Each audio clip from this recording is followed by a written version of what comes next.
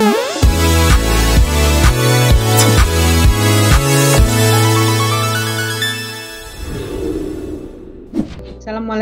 warahmatullahi wabarakatuh. Selamat pagi bapak-bapak dan ibu-ibu semua. Syukur alhamdulillah kita bertemu kembali pada Senin pagi ini, di mana saya akan mempresentasikan kasus egg drop syndrome 76.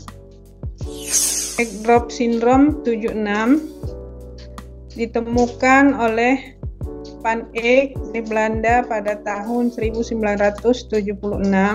Jadi kejadian penyakit egg drop syndrome ini ditandai dengan yang khas, yaitu penurunan produksi telur disertai dengan kondisi telur yang lembek dan kerabang yang tipis. Adapun penyebab dari penyakit egg drop syndrome 76 ini adalah adenovirus dari famili Adenoviridae. Kemudian gejala klinis atau tanda-tanda yang bisa dilihat saat terjangkitnya penyakit ini. Jadi kejadian biasa pada umur 25 sampai 35 minggu, khas penurunan produksi dan kualitas telur yang jelek. Produksi telur turun bisa 20-50%, berlangsung selama 6-8 minggu. Kerabang telur berwarna pucat, sangat tipis, mudah retak, lembek mirip telur penyu, sangat mudah melekut bila ditekan dengan jari. Ayam, pialnya dan jengger kelihatan pucat, lesu, nafsu makan akan menurun, kadang disertai dengan diare ringan. Ayam yang terserang EDS 76 sebelum dewasa kelamin nantinya tidak akan dapat mencapai puncak produksi. Perubahan patologi yang ditemukan umumnya tidak spesifik, tapi kadang terlihat adanya inflamasi dan kebengkakan pada ovarium, tuba Fallopi, dan uterus. Ovarium menjadi tidak aktif dan menjadi atrofi pada oviduct, uterus menjadi edema dan terdapat eksudat keputihan. Pada gambar 1 dapat dilihat telur yang tidak mempunyai cangkang. Ini pada ayam umur puncak produksi sekitar 27 minggu ya. Di kandang salah satu customer saya dari 90% menurun sampai di 50-an%. Kemudian gambar 2 dilihat hampir semua telur pucat, bentuk asimetris, tipis, dan kerabangnya mudah retak. Selanjutnya gambar 3 dilakukan pembedahan, organ tidak memiliki perubahan yang khas, tapi yang ditemukan dapat terlihat bakal telurnya yang tidak berkembang. Bila dilanjutkan dengan histopatologi, dapat dilihat perubahannya pada oviduct dan uterus menjadi degenerasi dan desquamasi pada sel epitel, atrofi pada glandula uterinari, dan infiltrasi heterofil, limfosit, dan plasmasit. Untuk pengobatan tidak ada, tetapi bila ada infeksi sekunder bisa diobati atau dilakukan terapi. Misalnya penyebabnya oleh bakteri, bisa dilakukan dengan pemberian antibiotik, dan bisa juga dengan pemberian terapi suportif berupa suplemen atau vitamin yang bertujuan untuk meningkatkan daya tahan tubuh daripada ayam. Kemudian pencegahan, tindakan vaksinasi dengan vaksin inaktif bisa dilakukan 3-4 minggu sebelum bertelur. Jadi di Swadesi kita mempunyai produk yang mengandung EDS, yaitu Olpak A plus B. Demikian yang bisa saya sampaikan. Saya kembalikan kepada moderator. Terima kasih Dokter Prihatmi atas presentasi yang telah disampaikan. Mungkin di antara Bapak Ibu audiens ada yang mau bertanya tentang materi pada pagi hari ini. Mungkin ada yang masih kurang jelas atau ada hal yang mau ditanyakan, saya beri kesempatan. Perkenalkan, saya Rahmanto dari Sukabumi. Terima kasih Bu Tri atas penjelasan masalah EDS 76. Yang ingin saya tanyakan, sudah divaksin 3-4 minggu sebelum produksi, tapi ternyata pada saat produksi terjadi kasus. Kira-kira apa perlu refak lagi atau tetap harus dengan antibiotik saja? Demikian Bu Pri, terima kasih. Baik, terima kasih Pak Ramanto. Kegagalan vaksin berarti ya Pak, setelah vaksin 3-4 minggu sebelum produksi terjadi kasus.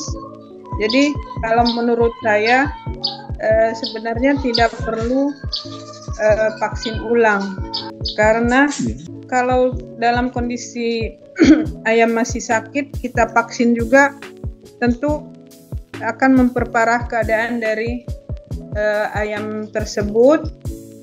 Juga secara alami kalaupun kita tidak melakukan vaksinasi ulang, dia akan dengan sendirinya akan hilang ya Pak. Jadi mungkin tindakan yang harus diambil ya seperti isolasi atau untuk mengurangi penularan secara horizontal, terus dilakukan isolasi, diberikan suplemen atau vitamin-vitamin untuk menambah daya tahan tubuh.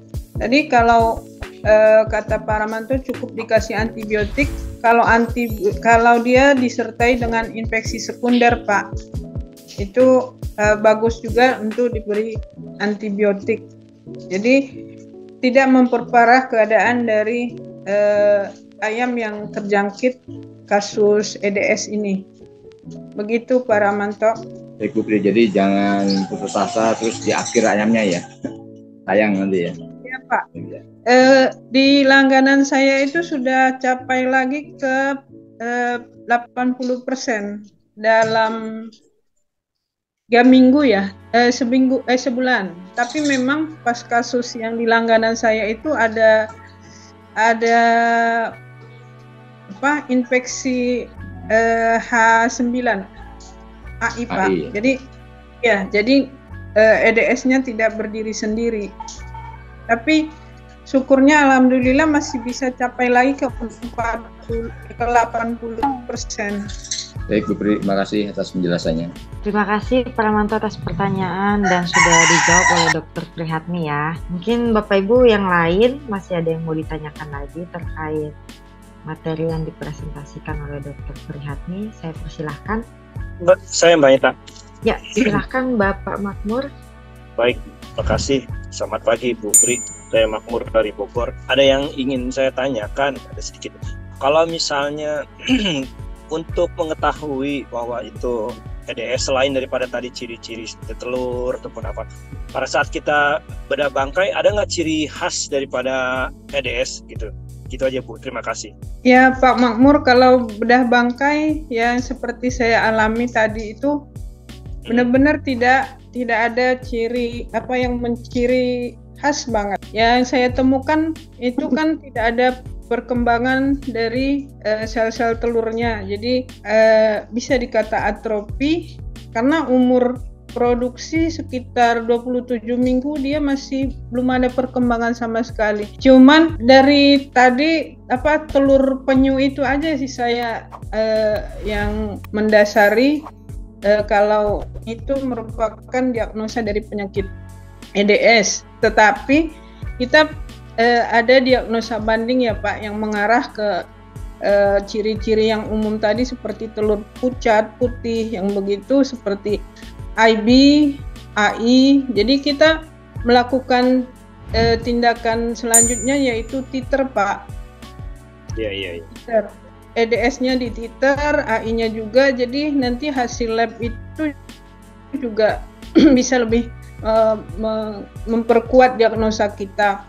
Karena kalaupun saya cuma menemukan tidak ada perkembangan dari sel telur. Misalnya kita membedah dan ada peradangan di ovarium, ada di jalan telurnya itu juga ada peradangan rapuh, itu kan tetap untuk IB atau AI atau ND juga kan hampir mirip dan susah dibedakan. Ini selanjutnya sih kita ada tindakan PCR. Jadi memang hasil terakhirnya juga ada infeksi H9. Jadi jadi bisa benar-benar tindakan yang diambil repak ulang dari vaksin AI-nya. Dan bentuk dari telur juga sudah mulai membaik, warna dan ukurannya. Itu Pak Makmur. Iya baik ya. Karena kemarinnya saya juga sempat ada kasus, kita kan lihat arahnya udah banyak banget mengarah ke EDS. Ternyata pas setelah kita titer, yang seperti tadi Bu Pri katakan, malah AI ini yang muncul ternyata. Maka saya ingin tanyakan, kalau untuk bedah bangkai kira-kira ada ciri khusus nggak? Ternyata nggak ada ya? Sulit sekali Pak di ininya, dibedakannya. Karena tadi? Oke, siap-siap. Ya, untuk diferensial diagnosanya itu sangat tipis banget perbedaannya ya. Jadi perlu dukungan lain tadi, yaitu lab. Cuman yang menciri itu sebetulnya yang telur penyu itu Pak. Kalau setahu saya untuk IB kan enggak ya. Dia memang telur putih, memang telur juga asimetris, itu kan umum juga. Di ND juga ada begitu, di AI juga. Jadi ya satu-satunya jalan itu Pak. Kalaupun lebih dalam lagi ya itu tadi histopatologinya. Kalau secara patologi kasat mata tidak bisa kita menegakkan diagnosa itu, ya udah harus didukung dengan perangkat lain. Oke, siap-siap. Makasih Bu Pri atas penjelasannya. Sama-sama Pak Makmur. Ya, terima kasih Bapak Makmur atas pertanyaannya. Saya buka lagi ruang bertanya buat Bapak Ibu yang lain. Ya, silahkan Bu. Selamat pagi Bu Pri, saya Endang dari Bogor. Ini yang saya mau tanyakan adalah apakah telur yang seperti penyu itu apakah bisa juga disebabkan oleh kekurangan zat di dalam pakannya? Karena ada pengalaman kemarin itu ayam tidak kena EDS tapi telurnya seperti penyu terus, dan itu terjadinya lama ketika dia sebenarnya dia pakai produk pakan yang baru. Sebelumnya dia tidak pernah ada kejadian seperti itu. Pas dia pakai produk pakan itu, kemudian keluarlah telur-telur seperti itu. Apakah itu ada hubungannya dengan zat nutrisi di dalam pakan yang baru itu? Baik Bu Endang, terima kasih pertanyaannya. Apakah telur penyu itu bisa juga kekurangan zat di dalam pakan? Ya, kalau Bu Endang seperti katakan tadi, kalau di farm itu memang tidak ada infeksi dari EDS-nya, mungkin karena sudah dititer normal. Ya, bisa jadi karena berarti pakannya benar-benar kurang nutrisinya ya Bu.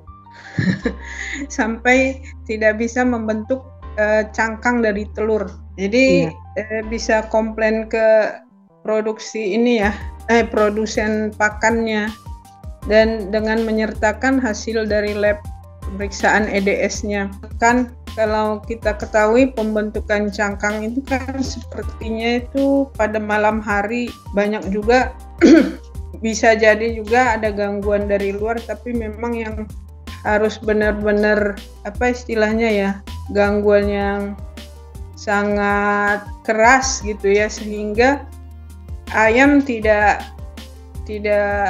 tenang dalam proses pembentukan cangkang itu, benar-benar terganggu. Kalau sudah dilakukan pemeriksaan lab dan memang EDS-nya tidak terbukti, ya itu bisa saja terjadi Bu, karena mungkin gak ada gangguan pada saluran opidapnya itu. Baik Bu, terima kasih. Memang sih dia agak agak lama juga karena terikat kontrak, jadi dia nggak ganti-ganti. Tapi memang pas belakangan dia sudah mulai ganti, memang cangkangnya agak tertolong, jadi mulai normal kembali. Jadi saya pikir apakah yang sebelumnya itu ada hubungannya dengan formulasi pakannya itu. Ada penambahan ini juga nggak Bu? Apa grit atau apa untuk pembentukan untuk tambahan kalsium untuk pembentukan cangkang pada telurnya? Iya, waktu dia masih pakai pakan yang itu, memang dia akhirnya tambahin grit, tapi kan mungkin gritnya nggak tahu dapat dari mana juga, sedikit sih, menolongnya sedikit banget gitu. Cuma memang berubah setelah dia ganti pakan. Nah, sedikit demi sedikit mulai ada perubahan, membaik menuju normal lagi. Ya. Kalau produksinya dia sampai turun berapa persen, Bu? Nggak banyak sih, Bu. Sekitar 10-15% dan menetap begitu. Ayamnya juga banyak yang sudah berumur waktu itu. Nah, bukan ayam muda gitu. Ya, bisa terjadi sih Bu untuk kasus-kasus tertentu ya. Jadi ya dikembalikan lagi ke tadi pendukung-pendukungnya seperti periksa titer EDS-nya. Ya, makasih Bu Pri. Sama-sama Bu Endang. Terima kasih Ibu Endang atas pertanyaannya dan sudah dijawab oleh Dr. Prihatmi. Apakah masih ada yang mau bertanya lagi Bapak Ibu? Kalau tidak ada, saya persilahkan Dr. Prihatmi untuk menyimpulkan hasil presentasinya pada pagi ini. Kesimpulan yang bisa ditarik dari presentasi sederhana ini yaitu kasus EDS 76 hanya dapat dicegah dengan melakukan vaksinasi dengan vaksin inaktif EDS 76, tapi harus didukung dengan biosecurity yang ketat, juga manajemen pemeliharaan yang baik. Saya mengucapkan terima kasih kepada Pak Ramanto, Pak Makmur, Bu Endang atas pertanyaannya. Juga terima kasih atas kehadiran Bapak Ibu semua. Saya akhiri dengan Assalamualaikum warahmatullahi wabarakatuh. Selamat pagi. Terima kasih Dr. Prihatmi atas materi presentasi yang telah disampaikan. Terima kasih juga kepada Bapak Ibu audiens di manapun berada. Terima kasih sudah menyempatkan waktunya. Selamat bekerja kembali. Salam sejahtera bagi kita semua.